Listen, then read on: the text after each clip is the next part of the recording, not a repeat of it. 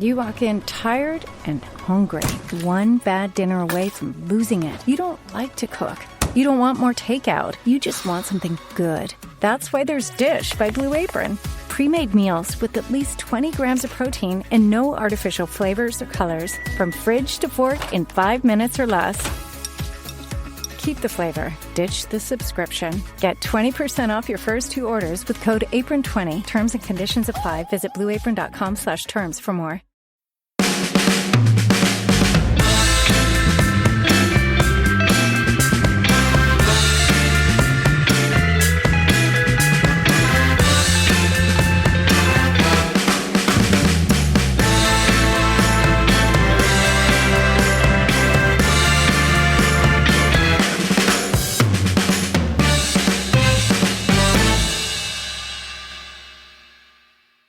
That was the most partridge I could possibly have made that intro, Ed. How you doing? That was pretty good, partridge. I may post it to Twitter.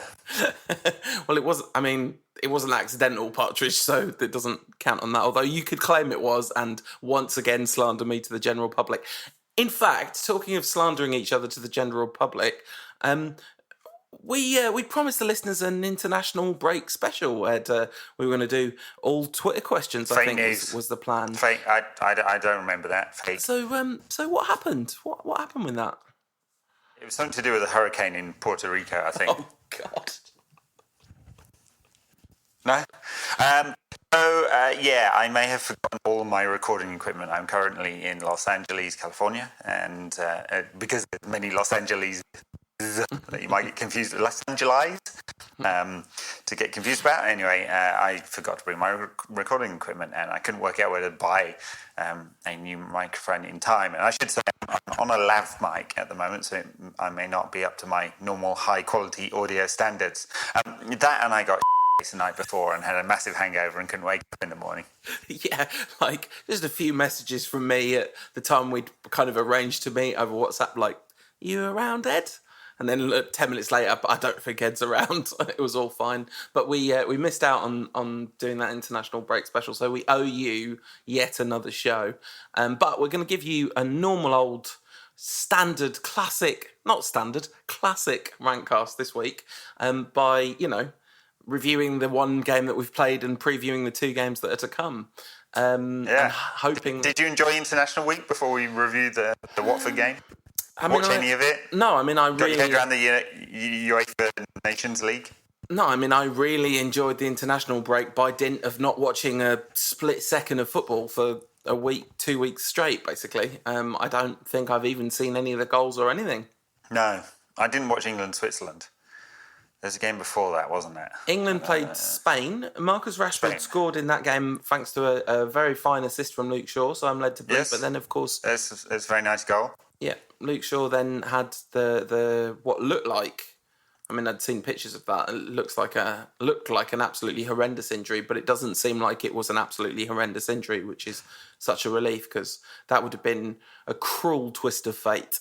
Oh, wouldn't it just? Yeah, it seems like he got a concussion and sensibly he has not been played. I think they're supposed to take 10 days or 14 days. What does the guidance say? I can't quite remember. But he didn't play against Watford. It seems like it's nothing long term. It would be very cruel after his good start to the season. Mm-hmm. Marcus Rashford scored twice, which of course stirred up a debate about how much game time he is or is not getting for Manchester United at the moment. Got a lot of minutes last season, but lots of them, as people pointed out, coming on as substitute, and very few of them in his preferred position. So, he's doing well for the England team, and he's still young, so there's time. Although, whether we have faith in Mourinho getting the best out of Rashford is another question. He wasn't needed against Watford, though, was he? United got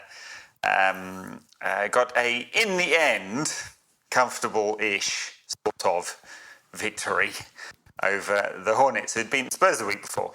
What do you think about it? Yeah, Watford had beaten Spurs and Brighton this season, something that we were unable to do. And I think if we'd taken this game lightly, it would have been ridiculous. And actually, given everything that's happened, this is a really, really good result. And it was, I guess, for the majority part, a pretty good performance for United. We started well, then we had a little shaky period, but then between the first goal and half time, I thought that was among the best football we've played. Well, certainly this season, but maybe even going back to a good bit of last season, we looked really threatening, looked full of confidence. This team is full of quality players, and he kept almost exactly the same side that beat Burnley, with Fellaini once again kind of anchoring the central midfield, and with Fellaini putting in another very good shift, I thought. I mean, there were a couple of loose moments on the ball, but you'd expect that. But he was absolutely instrumental for United's 2 goals, and then really important as well defensively later in the game. So, I mean, the numbers all look good for United. The XG is firmly in the Reds' favour, and there were a couple of I mean, I thought Pogba was really good in the first half and then massively drifted in the second half. But I could go on and on and on. What did you make of it all, Ed? Yeah, for parts of the game, United were pretty good. I mean, after Watford got one back, the last 15 minutes were a little bit hairy for United, and it's taken another worldie from Dave in goal with a minute left, right at the end to get the points for United. Well, one of the things do you remember the movie Crash? Not the Cronenberg movie, but the one that won the Oscar. Not a brilliant movie, but the thing about that film is the essential premise of it is it shows a series of people at both their very best and their very worst, and I felt a bit like our performance was a bit like that, like not just as a team but individually. Most of the players on the pitch had a moment or two which was sort of them at their worst. So by the end of the game, Pogba really started to be very wasteful on the ball and trying to be too tricky and all the things that we know that happen to him when he's not playing well. But in the first half, he was really effective and dangerous, and his passing was superb. I thought that Lukaku, was in exactly the right place at the right time for the goal. And then there was a few moments where he was wasteful in possession. Even Alexis Sanchez had that one moment where he dribbled on the right-hand side of the box and fired in a shot and was like really carved out an opening and did well. But as a collective, there were periods where United looked completely dominant and could have easily won sort of 3 or 4-0. I don't mean in terms of chances created. I just mean in terms of the general pattern of play. But then, absolutely reliant on a moment of magic from Big Dave, which he unsurprisingly has in his locker. But I mean, that moment at the end, it could have been Matic, who'd had an okay game, I thought. That was the worst of him, wasn't it? Like, what on earth was he thinking to make that challenge when he's already on a yellow card and giving away a free kick in a dangerous position? Yeah, that's right. And was it him just moments before that clipped one of the Watford players just outside the box and got away with it? And anyway, really done from him. It's not as if he was even really taking one from the team. I mean, the player's out wide. It's not a dangerous situation. I mean, before that, there was good stuff, though. You're right. Lukaku got in the right place at the right time. I think that will be listed in Opta as other body part. Goal off his tum-tum. He scored off his little tum-tum, didn't he? Goal off his tum-tum, yeah. Six-pack came into it there. And a fine finish from Chris Smalling on the chest and lashed it in. What a goal. Super Chris Smalling. I mean, shades of John O'Shea, that is. Shades of Robin Van Persie as well. Like, just absolutely superb. And I mentioned earlier that Fellaini was integral to both the goals. In the first one, he was on the right hand side of the box and took the ball on his chest and kind of put it back into the mixer, basically. But then for the second one, it was more direct. He just headed the ball back from the corner on the left hand side of the box into Smalling's chest, and Smalling clearly, like, the ball clearly carried a bit of the spirit of Fellaini, because Smalling was able to execute elite level chest control. Yeah. And then lash it in with his left foot. Basically hit it straight at Ben Foster in goal, didn't he? It's all the power. And Smalling's got a new haircut. I like it. Yeah. I don't know whether it's quite grown in yet. It seems to... We're not going to talk about haircuts. Do whatever he wants with his hair. He's scoring goals like that every week. But you mentioned the XG earlier. 0.13 for Smalling's goal from that position. 0.76 for Lukaku from there. Couldn't really miss, could he? No. I mean, do you think it's 0.76 because you lose a little bit of a percentage point because it comes off the tum-tum? I've no idea. Yeah, probably. I mean, it's going to be listed as other body part, isn't it? Not left foot, right foot, head, whatever the other ones are. Yeah. So that's probably right. Because if 2 times out of 10, or nearly 3 times out of 10, someone actually misses that from 2 yards out, you'd be pretty shocked, but I guess they do. Watford, who didn't have a chance over 0.12 XG, so even the big one at the end that De Gea saved, they just didn't create anything, which is what I was saying earlier. I think they had some 8 shots from outside the box. Yeah. So although it was a pretty spirited try from them in the end, they didn't really create much, and United kept them to non-dangerous positions for most of the time. So United's other big chance in terms of XG was Pogba, which I don't know. I think it was understandable that didn't result in a goal. I do find it fascinating to look at what the data nerds think of the quality of a chance, and they reckon it's 0.48. And that's obviously not about that specific chance. It's about similar chances in similar positions. It's difficult angle and all that kind of stuff. But we didn't talk about when we talked about the international break. We didn't talk about all the Pogba quotes and all the furore and all the people going absolutely blue in the face with Graham Souness Brexit rage at Paul Pogba. Yeah, no, I know. 2 of the things that make Twitter extremely hard to be around at the moment is the massive amount of whataboutism. Oh, well, Tottenham lost to Liverpool today, so why aren't the media talking about Pochettino? That kind of thing, which I just find really bizarre. What's he got to do with United? I mean, also struggling with that one. What about how Pochettino beat us? If you're going to what about it? Well, quite, yeah. Whataboutism, remember, only counts when it's in your favour. Yes. Whatever viewpoint you may have. Back to Paul Pogba, yeah. I mean, look, he's not helping himself there, is he? Because he's pulling a Ronaldo here and sort of go, whoa, God only knows what I'll be in X years or whatever it was. He gave an interview on French TV, which was then translated into German, then translated back into English with various quotes flying about the place. And I couldn't actually hear I don't know, have you heard the original French audio? No, I did the full-time Devils preview this week, and I said on that I meant to show my mum the original clip and get her to translate it for me and see what she thought, because I would trust her over the mainstream media. Do you know what I'm saying? And definitely over the internet. Yes, most definitely. So he's obviously asked about transfer every single time. I think behind the scenes, most people expect that Pogba is going to push for a transfer next summer.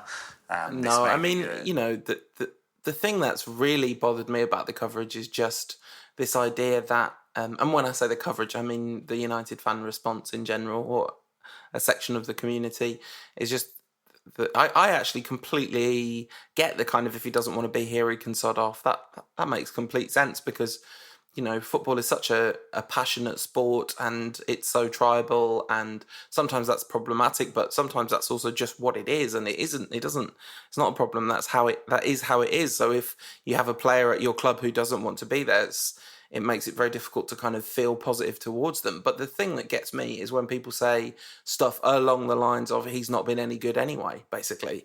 And it just seems utterly baffling to me, because it's so clear that he has something that no one else in our squad has, and not only is he a talent in theory, he's also been a talent in practice over and over and over again. He got 10 assists last season in the league, and was man of the match statistically 4 times last season in the league, 4 times the season before, 5 out of 15 Europa League games in that season, and he would have got ridiculous numbers more assists in his first season at United if people weren't skying every chance he put on a plate for them. But I completely agree that he's not helping himself, and I don't understand why anyone doesn't just look at this situation and go, oh yeah, I can definitely see both sides of this. I can definitely see why Pogba, was dropped for Scott McTominay. And in the Champions League, both legs against Sevilla, and that was a ridiculous decision at the time, and it was a power play at the time, and I don't understand why anyone managing Paul Pogba wouldn't be basing their management of him on positive feedback rather than criticism. So, Yeah. But we've talked about this before. Jose does not have much nuance in his management. It's my way or the highway all the time, and it seems that he had picked the highway long ago, and it had a pretty significant effect on a player who doesn't seem to respond to that kind of management very well. So, I think some of the reaction is pretty understandable, and of course, actually, Pogba has spoken before about you have to be happy to play at your best. So we're not getting the best out of him. I think we can look to the manager. It's, after all, his job to get the best out of players.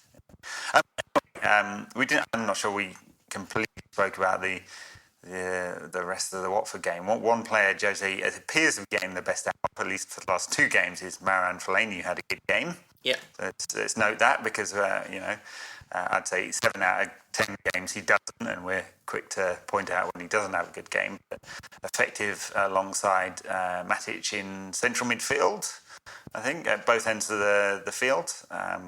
Had to be after Matic got himself sent off. A player who was mostly garbage again. I was probably better against Burnley, wasn't he? But was Alexis Sanchez. Doesn't look anywhere near the player that he was at Arsenal. He looks like, we've had, what's he? How many? I'm not sure how many games he's had for United now, but it probably adds up to about 3/4 of a season or 2/3 of a season or something. At what point do we declare him a failed transfer?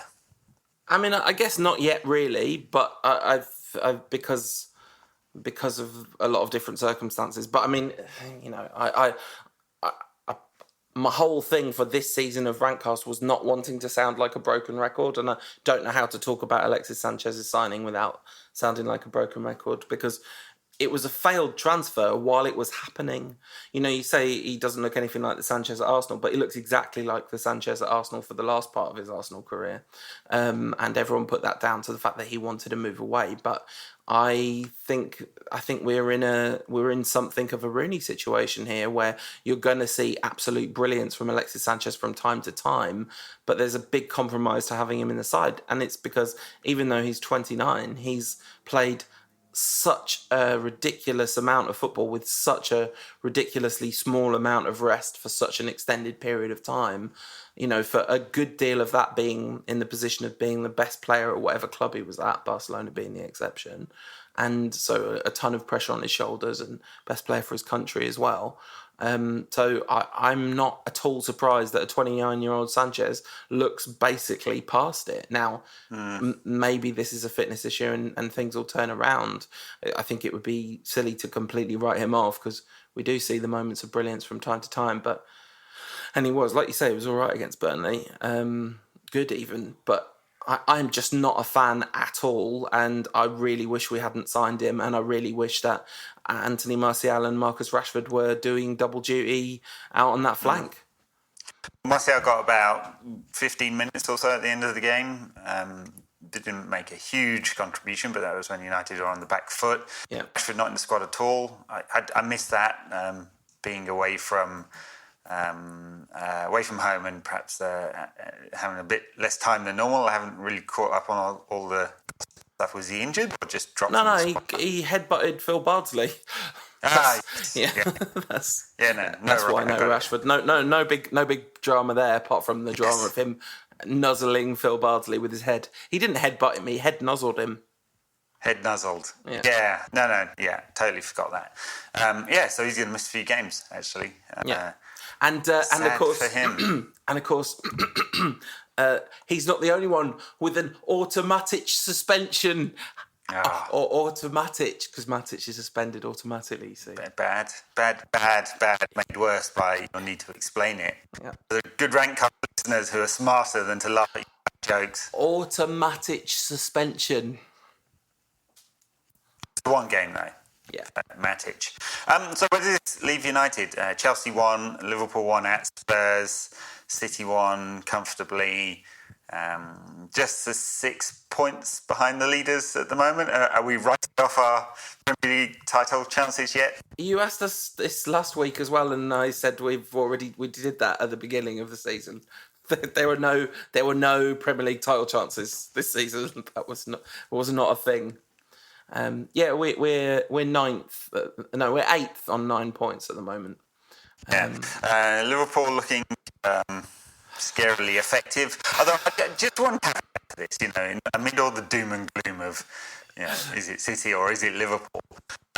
Liverpool had just one player in their starting 11 today who got to the latter stages of the World Cup, and that was Trent Alexander-Arnold, who didn't really play much in the World Cup. So, I do think this will. This has a contributing fact. A lot of the other clubs had a lot of players, including United. But I mean, like Mourinho, by getting the excuses in first. Yeah, I was just thinking. The thing about that is that doesn't. What does that mean? I mean, that means that they're likely to have more stamina and be fresher for longer this season. That's not a good thing. Well, maybe. Although Klopp's sides are famous for fading away, aren't they? At the end of the season, so we'll see. I'm trying to here, otherwise it's going to be doom and gloom because Liverpool City are going to win the league and Liverpool will win the bloody Champions League. And then we'll give up the podcast and find a new sport to cover. Yeah, cricket cast. No, I'm going to go away from home in the cricket this winter, and that's lose. I mean, they're always away from home in cricket in the winter. That's not this winter specific, is it? I think we need to brush up on our cricket knowledge if we're going to do cricket cast, don't we? Right. So it was a good win. Listen, I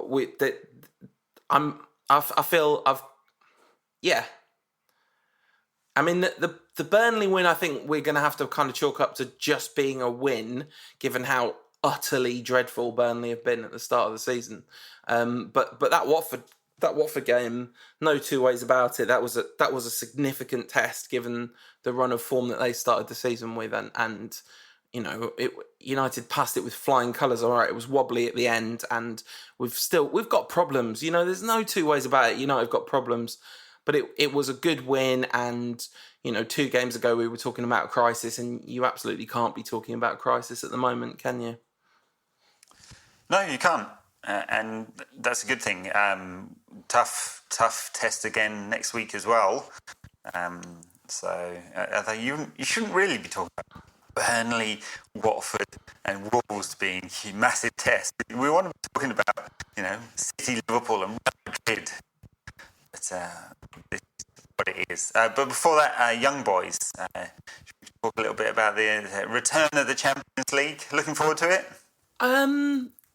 Moya. I'm somewhat looking forward to it. It's a tough group. Like, there is no question this game is a must-win game, given that we have Juve and Valencia, right? If I've not remembered that right. So that is a really tricky group. I don't even know if we've talked about that at all, actually. No, we haven't talked about the draw at all. I guess it happened just as we broke up for the international break, right? Didn't it? Yeah. Yeah. No, absolute must win. This is away from home. Yeah, I believe so. Yeah. Unless I've looked up the fixtures wrong, I think away from home at the Wankdorf. Come on, Ed. Allow yourself to laugh. Absolutely no sniggering about that, or the fact that we will be playing Young Boys. Yeah. There's no need to feel down, I said, Young Boys. I know that's not how the song goes. The Wankdorf Stadium, of course, being the subject of the greatest headline in the history of sports reporting on AP. What was it? I wish they were doing some. You really shouldn't have. They were doing some building, and at the stadium. So I think it was something along the lines of erection begins at the Wentworth Stadium. How happy were you on a scale of 1 to 10 when you first read that? 1. Bad. I'm just not up for that kind of childish, typical mainstream media. It's not fake news. It's crap news. Like the thing, I don't know how much the listeners of the Rantcast know how happy extraordinarily juvenile humour makes you, but it's one of the sweetest sights in the world. Is Ed seeing a slightly smutty headline and just getting a massive charge out of it. Interesting fact about the Wentworth Stadium, it's got the largest stadium integrated solar-powered plant in the world. Oh, good fact. Switzerland being famous for its sun. Well, listen, there's solar power everywhere nowadays, and that's a good thing. So, anyway, what do you know about Young Boys? I can tell you one good Young Boys fact, which is that they are absolutely flying in the Swiss Super League this season. They've won 6 out of 6, scored 19, let in 4. They got through to the group stages of the Champions League by beating Dynamo Zagreb across two tight legs. Just, I think, 1 goal in it in the end. So, pretty tough passage for them. But they are scoring for fun in the Super League. And, confidence is a remarkable equaliser, isn't it? Obviously, talent-wise, they're a long way below United. But I think this is banana skin. Oh, it's got banana skin written all over it. I have to say I'm really not familiar with any of the Young Boys squad, so can't speak from a position of much information on it. But won Swiss League last season, miles ahead this season. Obviously, the best team in the Swiss League at the moment. They've got a young manager in Gerardo Sion, who's just taken over this season after time at Lucerne and Grasshoppers, and with Deportivo in Spain running their B side. So away from home first game. I guess we'll have Valencia and Juve after that. A couple of games which will be touch and go for United away. In fact, we'll definitely not be favourites against Juve, will we? So if United do slip up in this game, that's deep trouble already, I'd say. So a lot of pressure on. That said, 2 games against Burnley and Watford away from home recent times, efficient performances. Yeah, absolutely, and that is worth saying. And I wonder if it'll be. Is Matic will be available for this, right? Because it'll be available for the Champions League, yeah. And so will Rashford, although I guess that probably isn't such a crucial factor. So I imagine we'll be somewhat close to unchanged for this game. It's 4 days, so it's on Wednesday, so not a ridiculous turnaround, and then 3 days to Wolves at home. So I guess we'll see some changes for Wolves at home. I wonder whether maybe actually, given that Rashford's suspended in the league for another couple of games, he might even start. Nah, that's wildly optimistic, isn't it? Unless he starts on the right in place of Jesse Lingard, maybe. Yeah, could do. Lingard came off today. Not one of his best performances. We'll see. Maybe it's just he linked up football. It linked up the play really nicely. I thought. Lingard. No, he did okay. And maybe he's saving him for the next game in midweek. Young Boys UEFA Europa League campaign last season, drew with Dynamo Kiev and lost. Drew with Partizan and lost. Drew with unpronounceable Albanian side. And then won, so not a great campaign. Beat Dinamo Zagreb over 2 legs in the playoff to get into the Champions League this season. So not loads of historical quality from Young Boys in European competition over the last few years. Are you saying they don't have a very good European pedigree? Or what is it? What has he said? Legacy, was that the word he used? I can't remember. Legacy. Legacy. The thing is, right, a lot of fun is made of the fact that they're called Young Boys, but that is not the funniest name for a football team in the Swiss Super League, because Grasshoppers is a much funnier name for a football team. Doesn't make any sense at all. That would make sense for a cricket team, ironically, because Grasshopper is kind of a synonym for cricket, isn't it? Or maybe entomologist. Entomologist? Yeah, entomologist will tell me differently. The science of words. Yeah. No, I meant the science of bugs. What's the science of bugs? Etymology is words. Etymology is, and words, entomology is bugs, I think, anyway. After that... Listeners, write in. Tell us which is which. Should we do some listener questions before we get on to previewing the Wolves game? I'm assuming that you've got nothing else to add about the nature of Swiss football or this fixture. I've got almost nothing to add about Swiss football. England beat Switzerland. There you go. It's a sign. All right, so for various reasons to do with very boring technological logistics, I'm not logged into Twitter, but I'm looking at the hashtag Rantcast, so I'm going to... old school, I'm going to take charge of the Twitter questions. I feel a surge of power flowing through me. At Nocturnal_Ego says, can we make a Lukaku chant about him scoring with his belly button? We can if we change it from belly button to tum-tum, because I like that better. At Dicky_JD says, has Fellaini's chest got a better football brain than Phil Jones? Oh, harsh. What has Phil Jones done? I mean, his entire Man United career, Ed. And I like Phil Jones. Is it me, says at Paul Chesterton, or do we make playing football look really hard? Yeah, a lot of the time. I mean, make watching football pretty hard a lot of the time. There are occasions when United were free-flowing a bit more than is normal in the Watford game, but that highlights how we make football look at times. It's just a change. It's just how we are. The style is not going to be liquid, is it? To plug another full-time Devils thing, René Moulenstein was on their radio phone-in, and it's it's on YouTube, it's 45 minutes, and it is an absolutely brilliant watch, and really somewhat painful in a way, because you can look back on the Fergie era with excessively rose-tinted spectacles.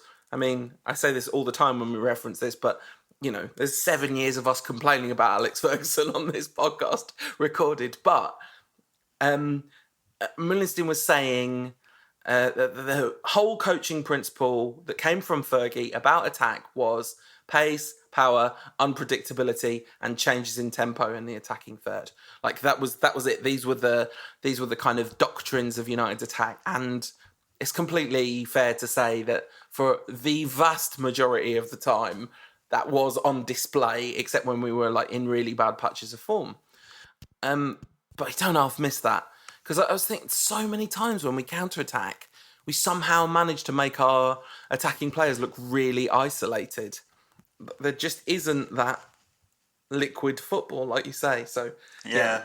No, there really isn't. And I mean, I think even in some of Mourinho's best ever teams, it was just the dominance on the ball and the amount of chances created, rather than the style of play that got people excited, right? And I'm not trying to revise history, I suppose, because he had some teams that really did score an awful lot of goals at the time.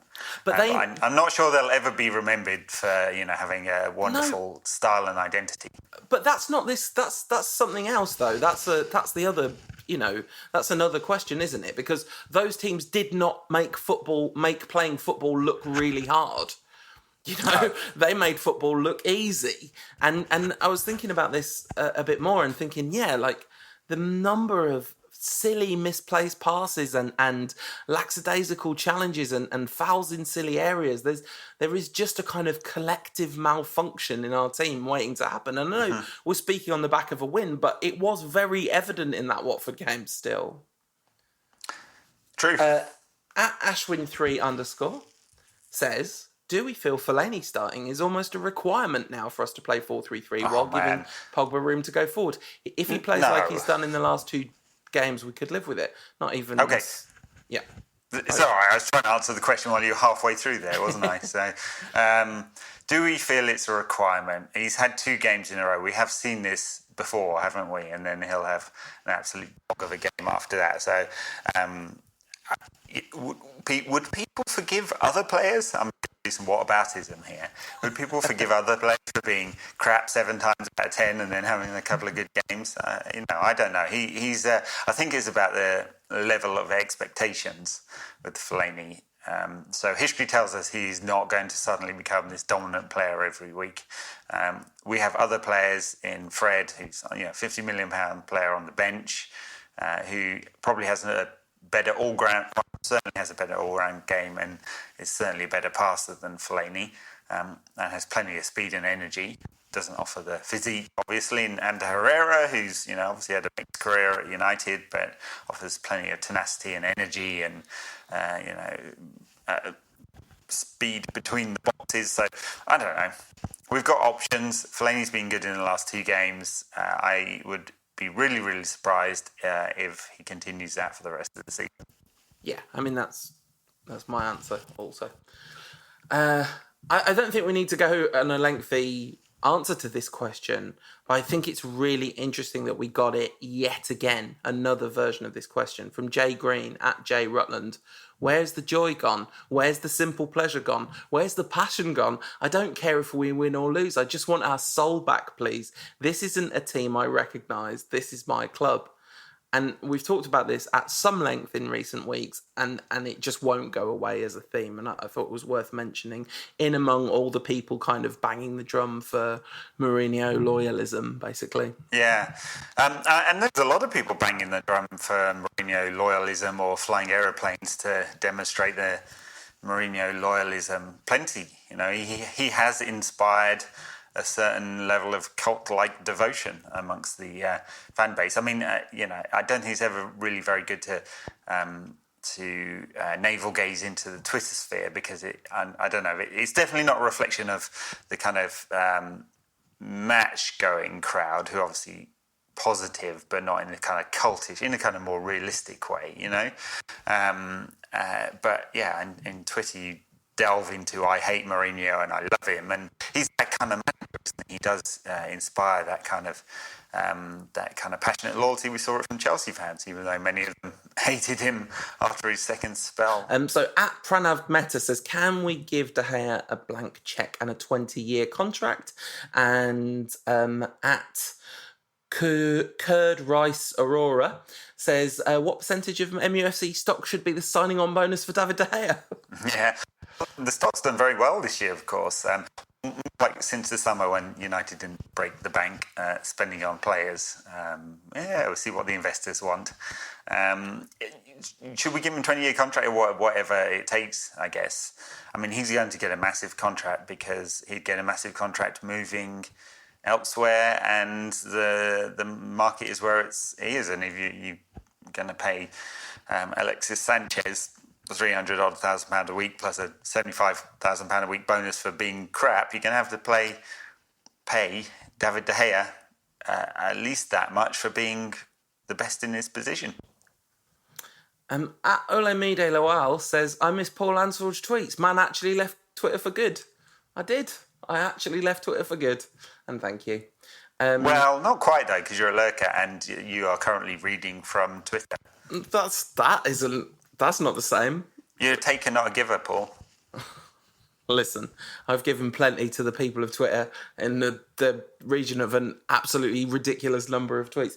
At Vikesh Patel 94 says, is Andreas in the same dungeon LVG kept Varela in? Friend of the show, Vikesh Patel. It was all a bit of a lovely dream that he might play Andreas Pereira as a holding midfielder, wasn't it? It never seemed that likely. Well, McTominay's back in fashion now. He wasn't in the squad, and he's back in fashion playing on the wing. Yeah, exactly. McTominay's not playing in... That's what he's done. That's what he's done. He played Andreas Pereira as a holding midfielder and Scott McTominay as a right winger.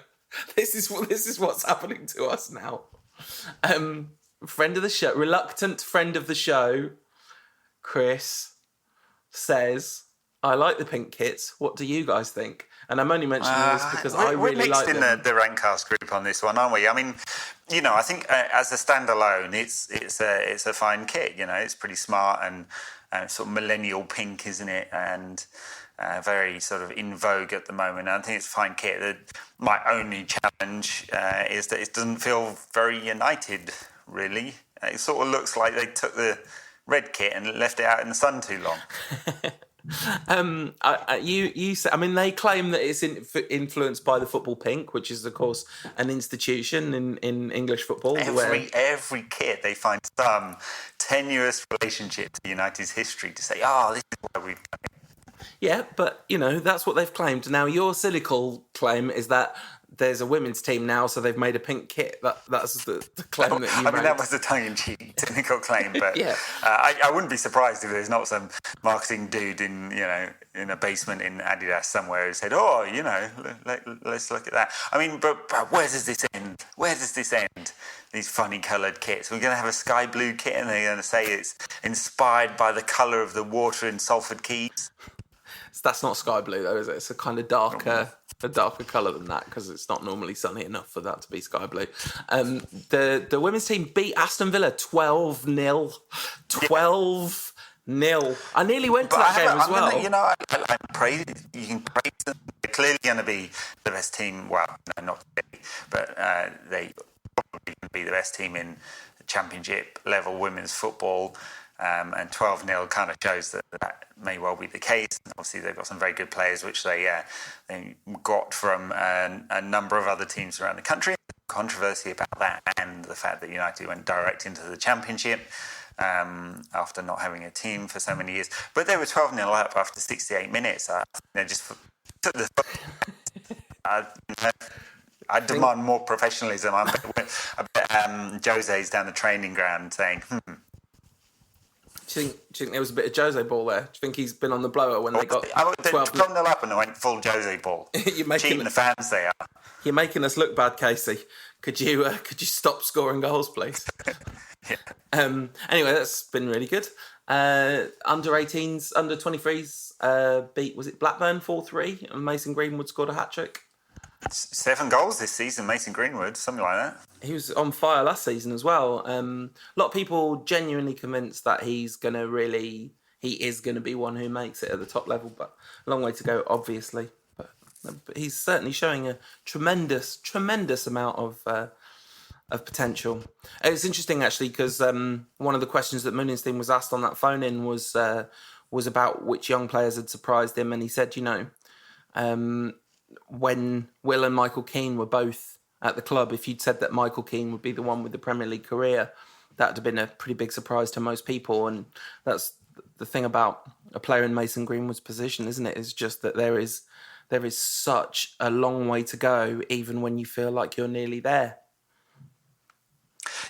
Yeah, right. I mean, it's a pyramid, and very, very few get to the top as a percentage of those who try and get into the game. So, for sure, we've countless failures of really talented players who make it into United's under 23s and under 18s teams. Although, United do have a very good record by all the data of getting players a decent career. Oh, yeah. I mean, listen, I obviously have ridiculous red-tinted spectacles, but if you were an elite 20-year-old footballer and you had to be at an English club and you didn't pick United. Now, if you had to be at one of the top 6 English clubs and you didn't pick United, I'd ask some serious questions of what your ambitions were, Right. Because, yeah. Anyway, so talking of places where young English players might not be getting a chance for the time being, I don't mean that in a Brexit way, just to be clear, or youngsters on the books, let's say, we're playing Wolves at Old Trafford at the weekend after the Young Boys game, and Wolves are this weird new thing now. I think it's pretty clear they're going to stay in the Premier League, isn't it? But is it pretty clear that they should be allowed to do what they're doing? I mean, they've been cleared of any, issues or whatever, so there's no legal leg to stand on. But it is all a bit icky, isn't it? A bit iffy that this team in the Championship that's barely been in the Premier League for the last 30 years or so suddenly buys a whole bunch of really good players and starts winning a lot of games, you mean? Yeah, and just the connection with Jorge Mendes is that is to do with the relationship between the owners and Mendes. It's not any direct ownership stake from Mendes. And, they got a superb result against Man City. And the reason that City don't have a perfect record is that they drew there. They also drew with Everton in their first game of the season. And actually, it did not look great in that game. They had patches where they looked really good. And Neves scored, I'm going to say Neves, maybe it's Neves, but he is very Portuguese. He scored that beautiful free kick in that game. But very Portuguese.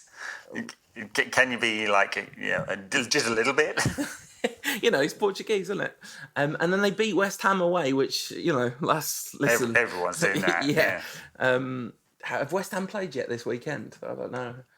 I don't know whether they have or not, and I can't be bothered to look it up. But anyway, Wolves are making it clear that they're they're going to be a relevant factor in the mid-table of the Premier League this season. Yeah, they are. West Ham play Everton on Sunday, and Wolves play Burnley at home. So we'll get a chance, and we're obviously recording before that. Yes. So we'll get a chance to have a look at them before United take them on next weekend. How do you think the game will go? And I suppose in terms of selection, he's going to play. The midweek game against Young Boys is going to factor in that. We're into the Champions League Wednesday, Saturday, and all Sunday. Now this is when the squad comes into play. Will we see some changes? You would imagine that we would see some changes because there's definitely. I wonder which one of the games we're going to see more changes for. So which lineup against in these next two games, which one's going to be more similar to the Burnley and Watford lineup? And I wonder whether that won't be the away trip to Young Boys and that there'll be a bit more of a risk taken. Maybe we'll see Fred come back into the side for the game against Wolves because it would seem to be the kind of game where he would likely be able to do something in that game. The one of the very big threats at the moment for Wolves is Adama Traore, who, we've seen him, he's played against United before and looked absolutely lightning quick, but very kind of run, Forest, run, just get his head down and run. But he's developing as a player and starting to look like a proper threat. And he's in an important. He hasn't really started yet for Wolves. In fact, he hasn't made a single start in the Premier League yet. But they've got João Moutinho in midfield. Like, how have Wolverhampton Wanderers got João Moutinho in midfield? Perennial United link.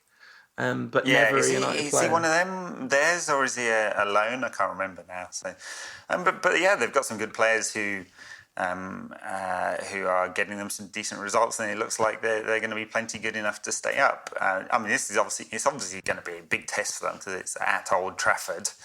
But they were they at home to City? They were at home to City when they got the draw, weren't they? Probably their biggest test of the season for Wolves yet. No, I'm pretty sure City at home is a bigger test than us away at the moment. But you never know. A lot depends on. I guess stylistically they match up really well against City, don't they? It's Yeah.